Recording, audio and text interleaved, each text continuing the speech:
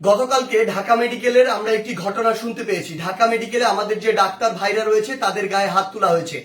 যে যারা হাত তুলেছে তারা কি অভিযোগ করেছে? তারা অভিযোগ করেছে সেখানে নাকি একজন যে পেশেন্ট মারা গিয়েছিল সেখানে ডক্টরদের গাফিলাতি ছিল, ওই ঢাকা মেডিকেলের গাফিলাতি ছিল।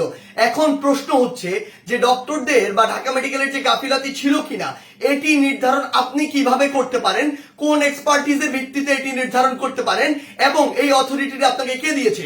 যদি কোনো গাফিলাতি থেকে থাকে, ডক্টরের হোক, প্রশাসনের হোক, কিংবা যে কারো হোক, কিংবা কর্তৃপক্ষের হোক, অবশ্যই তার বিচার হবে।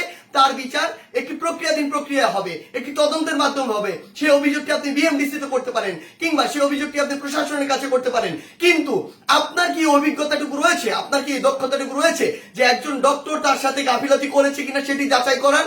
আমাদের সবচেয়ে বড় এখন যে সমস্যাটি হয়ে গিয়েছে, আমরা এই বাঙালিরা অধিকাংশ ক্ষেত্রে অধিকাংশ বাঙালি নিজেদেরকে সব জায়গার দক্ষ মনে করি এবং সব জায়গায় নিজের নাক গলাতে যাই।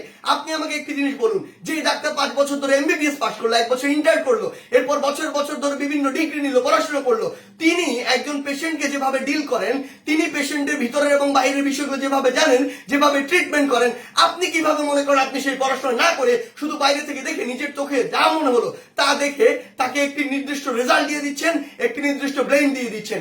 আমাদের জায়গা থেকে স্পষ্ট বার্তা, এরকম একটি ব্লেম দিয়ে আসলে যখন আপনি একজন ডক্টরের গায়ে হাত তুলেন তখন আপনি যে কাজটি করেন সেটি আমরা বৈষম্য বিরোধী ছাত্র আন্দোলন আমাদের জায়গা থেকে কোনোদিনও সমর্থন করতে পারি না। আপনাদের যদি কোনো অভিযোগ থাকে সেই অভিযোগটি আপনি জানাতে পারতেন।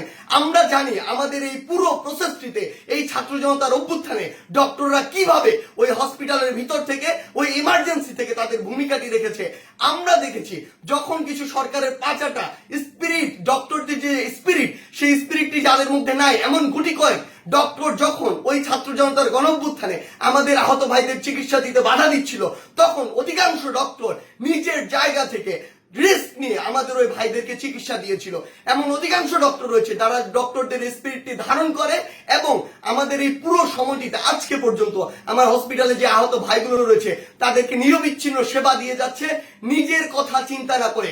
সেই জায়গায় যখন এরকম করে কোনো একজন আমার ডক্টর ভাইয়ের উপর এভাবে হাতটি তুলে, আমরা এটি কখনো সমর্থন করতে পারি না। আমাদের জায়গা থেকে একদম স্পষ্ট একটি বার্তা, সেটি হচ্ছে যে আমরা প্রশাসনকে, মাননীয় স্বাস্থ্য উপদেষ্টা, ডিজি হেলথ সহ সকলকে একটি বিষয় স্পষ্ট করে বলতে চাই, আমাদের যারা মেডিকেলের ভাইরা রয়েছে, ইন্টার্ন ডক্টররা রয়েছে, কিংবা হসপিটালে যে ডক্টর ভাইরা রয়েছে, তাদের সাথে আমরা এই জায়গাটিতে একাত্মতা ঘোষণা করছি।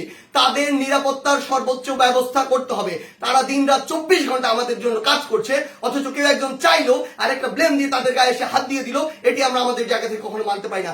আমাদের জায়গা থেকে একটি স্পষ্ট বার্তা হচ্ছে তাদের এই নিরাপত্তার ব্যবস্থাটি করতে হবে। এবং গতকালকে ঢাকা মেডিকেলে যদি ওই পেশেন্টের মৃত্যুর জন্য কোনো কর্তৃপক্ষের হোক, ডক্টর হোক গাফিলাতি থেকে থাকে, তদন্ত সাপেক্ষে তার যেমন বিচারের আওতায় তাকে আনতে হবে।